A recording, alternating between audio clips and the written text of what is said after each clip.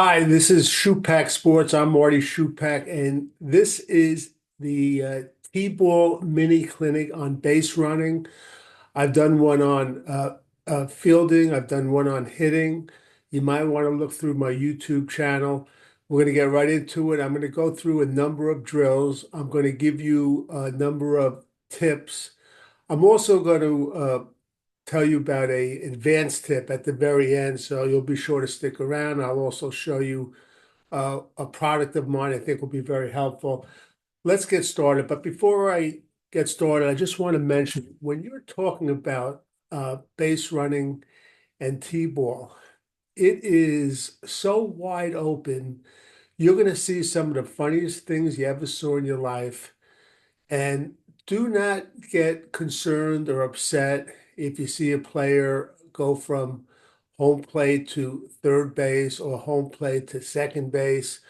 I look on these moments as they used to call it years ago when there were before we had smartphones, a Kodak moment. Just let it go and just enjoy it. It's a fun time.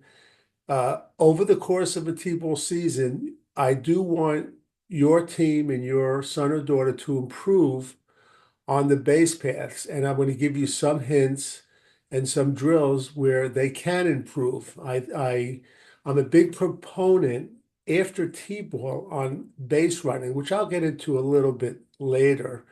But let's get started right away. The first drill, simple drill, okay? It's running through the base. All right, I'll hold it up close. You see a line around home plate, but what you see also is a cone over here. And what you want to do is you want to have the players run through first base to the cone. All right, as you'll experience and you might have seen, players a lot of times, and not just in T-ball, but even a level up, they'll run to first base and they'll stop like the first base is a wall. We have to get them into the habit of sprinting down the line and all the way to the cone. And in this drill, you want to use your assistant coaches and have an assistant coach on this side and maybe on this side, cheering the team on. All right. And they could do this a couple of times, run to the cone, and then go to the end of the line. Now, I personally um, fought with my league because I said we should put this cone in over there during a T-ball game. And they said, oh, no, you can't do that. You affect the character of the baseball field, this, that, whatever. And my argument is that, look, we're trying to teach these kids basic fundamentals. You know, if we have to not adhere to the rules of what the baseball field looks like 100%, we should do it. You're talking about 5 and 6 year old kids, in some cases even four. Okay. So anyway, that's running through the base. And let's see if I have any. I wrote notes on the back. Oh, yeah, okay. When you do this, and I try to emphasize when the kids are young, and you hear me always say this, try to separate skills early in the season. So in this drill, what I usually have my team do when they run to the cone is to turn into foul territory. Okay. You don't have to worry about the first or second time, but it's a concept I like to do. I don't want to go off on a tangent. And the reason being, um, you could turn in a regular game either to fair or foul territory. The problem is, and this isn't for T-ball, this is above T-ball, when you turn in fair territory, if you it looks like you're making intent to go to second, they could tear you out.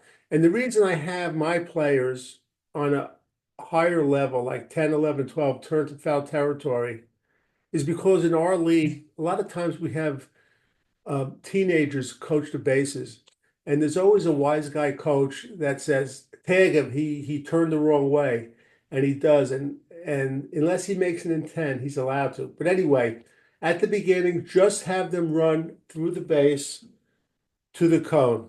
All right. Okay. This I call a base to base drill, and it's just a concept of running to more than one base, and they line up at home, and they just run to. I'm sorry, I'm going the wrong way. First base, second base, third base, then home. All right. You want to do everything you can so there won't be a collision. Okay. And you just have them go one at a time. And when the player gets to second, you could start the next player. All right. Now, what I do is this. I am a big believer in using props, trying to do everything we can to teach these kids the right way and have them go in the right direction. Okay. If you look here in this picture, it's kind of discolored. And the reason I did that is what I did years ago, I took drop down bases and I spray painted uh, first base red and third base blue. So I would tell the kids, look, you have to go to red first, white, blue. Sometimes these kids know the colors of the American flag. I know when I was that age, I did. So in other words, I tell them, think in terms of the color of the flag, red, white, and blue. And just to show you, this is what I did. I took drop down bases and I spray painted red and blue. I'm sorry, blue.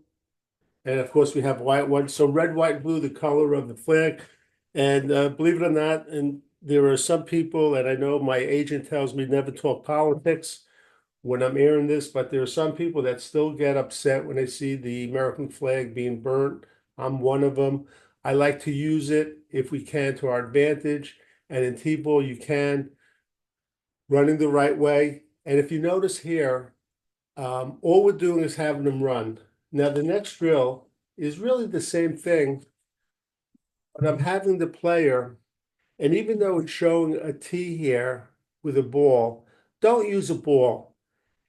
After you do have them run the bases once, put up a tee, have them swing a bat in the air without a ball, drop the bat, and then run the bases again.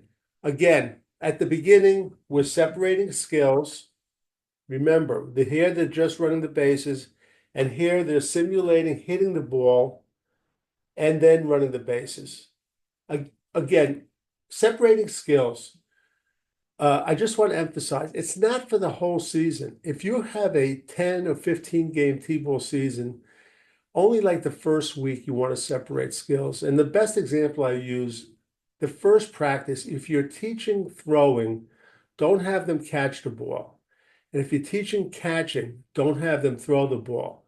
So if they're throwing the ball, just have them pick a baseball out of a bucket, and hopefully you'll use a soft covered T-ball. If they're catching a ball in T-ball, you throw it to them, have them roll it to the side. Okay. Separate skills is great. Okay, we're gonna go over this drill and then we're gonna take a 2 minute break. I'm gonna tell you about a product of mine. This is just sliding drill where I put bases in the outfield. I try to find a nice thick portion of grass. And if you have access to it, sometimes I'll water it very lightly. And I just have the player slide. If you have a player that's a brother or sister in the upper level, if you could have them come down to practice, or you could demonstrate yourself, an assistant coach, have them demonstrate how to slide. Now, when you do this drill, again, I'm using 3 loose bases in the outfield so that when they slide, the base is going to go. It doesn't matter. When you're doing this drill, do not worry about technique with the players. All right. Just have them get the concept of going from a standing running position to a sliding position. We don't want to worry about technique. You don't have to do it. They're not going to understand the concept if you try to teach them a technique. So we take 3 drop down bases, put them in the outfield in a thick patch of grass. If you could sprinkle a little water, it helps sometimes. Make sure you tell your parents that, they are going to come back with grass stains or whatever. You could tell them to practice before, or in your parents' meeting, you're going to be practicing sliding too. So that's the sliding drill. And when you're coaching in the upper level baseball and softball, you have to spend at least one session going over sliding like this. Okay, don't assume players when they're 11 and 12, they know how to slide. You want to have them do the right technique. They say like baseball is a game of inches. And I could list 1,000 things, different things you could do to put you in advantage. For instance, sliding to the back of second base on a steal, okay, instead of the middle or front of the base, different things like that. You could go crazy about it. But please, when the kids are older and you're a coach or an assistant coach, have a session, practice sliding. All right, I just want to mention too, I have a number of books out, and some of them I think will really be helpful.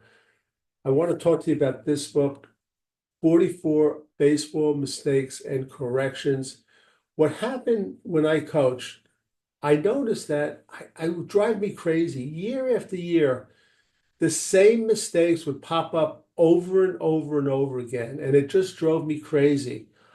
I started to document it, and I used the number 44. There could be more, there could be a little less, but I did the 44 most common mistakes, and I show in this book how to correct them.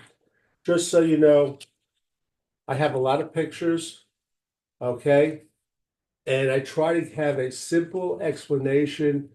My goal, not just for kids, but in any of my products, is to keep it simple so the layman could understand this. What I want to do is my goal when I produce videos or wrote these books was I wanted to make sure if I had a parent, a single mom, who all of a sudden wanted to coach or help out, that she was looking for resources. My resources would be simple. You could get this on Amazon. I'll put a link down there. If you don't have the money to buy it, don't purchase it. Please go to your local library and go to the reference desk. Ask them to purchase it. They'll be reluctant because I self-publish all my books. But if you insist, or get the league president and ask them, they'll get it. All right. So it's 44 baseball mistakes and corrections. You'll be using this for 5 or 6 years, I guarantee it. All right, let's get back to the drills. All right, we went over it. Now, I'll give you another hint too on something, because the kids, they are not sure, the new kids, you're going to have some returning kids, the concept of first, second, or third, and you could reinforce the bases, and I'll tell you how. At every practice, when you want to talk to your team, and I'm not a big believer in long lectures, but you want to get the team together. At every practice, in your mind and prepare, just have a designated base. So when you start practice, you could say to the team, okay, everybody, let's go to third base. And then you could kneel down and talk to your team. The next practice, you could say, okay, everybody, let's go to first base. All right. This is a little reinforcing about what each base is. And we want to get them used to running around the right way. Now, one of the hardest things you're going to teach young kids is a force play. My recommendation is when you're trying to teach them what a force play is, and use your common sense. When you're talking to 4, 5, 6-year-old kids, you don't want to teach them what a force play is the first or second practice. If you have a 3-month season, save it for like the fourth or fifth practice, okay? I want you to use the term when you're talking about a force play, push, or I put pushing. Okay, they'll understand the word pushing. And if you could explain it how a force play, here there's a player on second. If there's a force play, if there's a player at first, he has to be pushed, or the guy at second has to be pushed to third if there's a player at first. They're going to understand that concept a little better than what a force play is. Okay. And the last thing is just a regular game. It's the old game of running bases. And all we're doing is we're setting up, you have a two coaches, the players on one side, and when they throw the ball, the players have to get to the other side. And it's a great game. You know, give the players like, don't give them like one out and they have to sit out. Give them like three chances. It's a good concept. They'll learn about how to run back and forth. So running base is a great game for young kids. All right, now I just want to tell you. Oh, here before we get to the advanced drill, here's a game you could try playing. All right, if you have a 4-inch cinder block, don't go out and buy it. I mean, I had one laying around the house. I took it in. What I do, and again, this you could do in T-ball, but I did it with the older kids.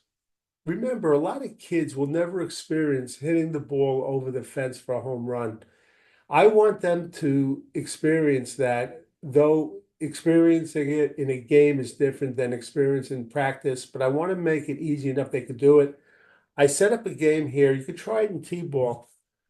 I put three drop down or two drop down bases, and I had 10, 11, and 12-year-olds. The 10-year-old would use second base as home plate, 11 would use the one in the middle, and 12 would use this one. It goes by age. Okay. Actually, this drill has nothing to do with the cinder block. That's a different drill. So forget what I said about that. But what I'm doing here is I'm giving them a tennis racket. They're swinging like a baseball bat, and I'm throwing tennis balls, and they have to hit the ball over the fence. The kids love it. You could try it at T-ball. They might not get it with the moving ball, but because the face of the old tennis racket, and don't go out and buy a tennis racket for this drill, only if you have an old one, but the face of the tennis racket, it makes it doable to hit. The last thing I want to mention too, this is an advanced concept for you guys. And I'm very big on base running. If you're going to continue to coach in softball or baseball, I urge you to try to, if you have a passion for the game like I do, try to specialize in one aspect of it. And it was very young where I began to specialize in base running and bunting. And the reason I did that, I was part of a baseball clinic, and the coach there, I was at the station. I just on a break, I wanted to hear what he said about bunting. And this guy, he happened to be a basketball coach, but he pinpointed the skill of bunting and how to bunt. It was terrific. And it just caught on to me. And I just researched it, and I found that if you practice base running and bunting in different advanced situations and excuse me, strategies, you have a potential of getting 1 to 2 extra runs per game. This is an advanced tip also I want to show you, aside from the base running and bunting. When you coach the older kids, make it a point to investigate how to round the bases, going from home plate to home. In T-ball, the drills I showed you at the beginning, you don't have to worry too much about the technique. You don't have to worry about how fast they're rounding the bases. Remember, in T-ball, you want to teach them just the right concept. But when they get older, you'll learn things to take a loop like here around first base. And when you go to second, touch the inside of the base. And you'll investigate it. And you'll find what I found, that you could knock off a player going from home to home. He could knock off anywhere from a half a second to 1.2 seconds rounding the bases, which is tremendous. Again, when they talk about baseball being a game of inches. So I encourage you, excuse me, after T-ball, investigate base running. And this one concept of rounding the bases the fastest way. Please investigate that, and you'll see there's such a difference. There's such a disparity about the amount of time it could take a player if he does it the right technique. A lot of coaches don't practice base running. I urge you to take time to do it. So we're going to be wrapping that up, and I was going to give a parental tip, but maybe I'll do that too. And I wrote it down here, and I always wanted to teach my kids. I made a lot of mistakes as a parent.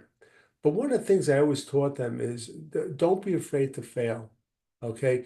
The only failure is to avoid, I wrote it down here, is to avoid the failure to try.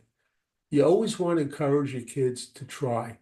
And the other thing, and I wrote it down here, is if you're involved in a recreational league or a travel team, it's in your best interest to try to get the league to have parity amongst their teams. When I first started coaching, a lot of parents or parent coaches try to load their teams so they would win every game 10-0, 15-0. They'd have the mercy rule. But if you think logically, what are we doing for our kids? If you have a league where a lot of the games are going to be 10-9 or 5-4, close games, the individual players, the team, and the league will become better. Okay, if you have parity.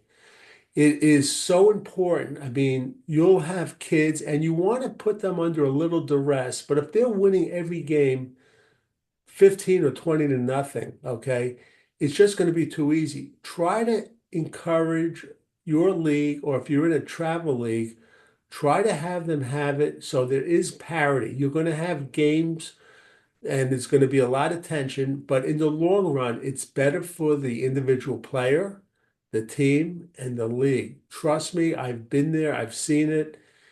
We're much better off putting our kids into close games. With that, I'm going to close it out. If you like this, please give it a thumbs up. Please share it with your T-ball coaches, your T-ball parents, your T-ball commissioner, and your league president.